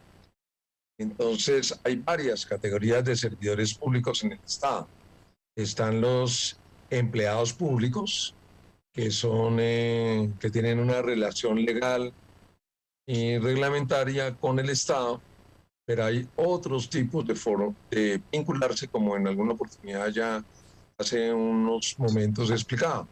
De tal manera que todas esas figuras constituyen, o sea, figuras como el del empleo público, el del trabajador oficial, el de otros servidores públicos, también lo permite la Constitución. Quiere decir que usted se puede vincular con el Estado de diferentes maneras. Una cosa es que usted sea de carrera administrativa, otra cosa es que se haya vinculado como trabajador oficial, en fin. Quiere decir que los que hoy son empleados públicos, y de allí que está estableciéndose en el régimen de transición, pues tendrán obviamente un paso para ir generalizando el tipo de régimen que se va a establecer por el legislador para el instituto. Así es la propuesta, y así se verá obviamente en el trámite legislativo, de que eso está allí perfectamente concebido, siempre respetando el tema de los derechos adquiridos en favor de los trabajadores oficiales y en favor de los trabajadores o los empleados públicos de carrera. De tal manera que ese tema está allí perfectamente contemplado desde lo jurídico. Creo que lo hemos hecho con mucho juicio, con mucha objetividad, de tal manera que no debe sembrar ninguna duda de que así será, ni alertar absolutamente ningún tema que vaya a generar una preocupación distinta a lo que acabamos de mencionar. Doctor, muchísimas gracias. Ya la última pregunta, ya para cerrar, dice, la pregunta de la doctora Clarinel Serrano: ¿cómo se articularía la investigación en cáncer dentro del marco de los lineamientos señalados por el Sistema de Ciencia, Tecnología e Investigación? Gracias. Sí, nosotros hemos estado en conversaciones con el nuevo y recién fundado Ministerio de Ciencia y Tecnología, presentándole el enfoque y la propuesta de la investigación basada por misiones que ya el Ministerio de Ciencia y Tecnología ha venido incorporando y trabajando. Le hemos propuesto pues este enfoque, nuestra disposición, cómo sería el trabajo, y pues hemos tenido una muy buena acogida. Pues el ministro, cuando estuvimos a la ministra, que fue pues que ya no está, entonces pues seguiremos trabajando con el ministerio para lograr esta articulación y poder generar ese modelo que ya hemos ido trabajando, que es un modelo de trabajo en red, en donde participan todos los centros públicos y privados para llegar a consensos sobre los recursos del Estado, en qué preguntas de investigación se deben hacer las inversiones, qué centro, qué tipo de estudio lo debe realizar y cómo eso debe pertenecer a un programa y una línea, porque de eso hemos aprendido del NCI de Estados Unidos en lo que son los ensayos clínicos, en lo que es la cultura SWOG y por supuesto en la Organización Europea de Institutos de Cáncer, que uno de los requisitos para acreditar a las instituciones es el número de publicaciones que realiza cada centro. Carolina, muchísimas gracias. Ha sido muy extensa su presentación, la ayuda tan importante del doctor Álvaro Acosta, para conocer de cerca cómo es este proyecto de transformación que es muy necesario. Les doy los agradecimientos a las personas que están detrás de cámaras, a la señora Nuri Montañez, Mónica Guarín de la Asociación de Exalumnos y al señor Hernán Ruiz por el apoyo técnico para esta presentación. No me queda más sino pasarle la voz a la doctora Clara Inés Serrano y a usted, doctora Carolina, para hacer el cierre de esta magnífica y clara presentación. Doctora Clara Inés, por favor. Bueno, nosotros queremos agradecer la asistencia al evento. Pienso que ha sido muy interesante el tema, que es un reto, es algo desafiante, pero que es posible lograrlo con el apoyo de las sociedades científicas y el buen equipo de trabajo que está haciendo de esto una realidad. La conferencia de la doctora Carolina ha sido excelente, ha sido magistral. Queremos agradecer a las sociedades científicas participantes. Por otra parte, queremos expresarle a los exalumnos del instituto que se vinculen a la asociación. Necesitamos sangre nueva, necesitamos emprendedores, gente joven, y quedamos con la firme convicción de que se necesita la transformación del instituto a una entidad de naturaleza jurídica especial para que pueda seguir creciendo, avanzando, ser protagonista y ser competitivo. Quiero darles pues las buenas noches y un excelente resto de semana.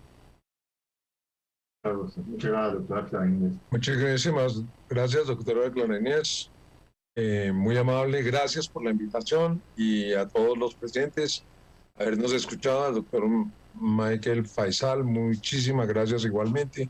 Me he sentido muy agradado y creo que esta presentación ayuda mucho a encontrar, obviamente, en cada uno de ustedes, pues, ir haciendo el eco para que este tema de la transformación del instituto, que es una necesidad, pues, sea una realidad. Muchísimas gracias, de verdad. Gracias por todo el apoyo. Gracias, doctor Faisal. Gracias, doctora Clara Inés Serrano, doctor Álvaro Acosta, a todos los asistentes de la Asociación de Exalumnos y Profesionales. Ha sido un placer poder compartir con ustedes todo este sueño, todas estas ilusiones, y con el apoyo de ustedes seguramente vamos a lograr este reto. Muchísimas gracias por su tiempo, por su atención. Muchas gracias.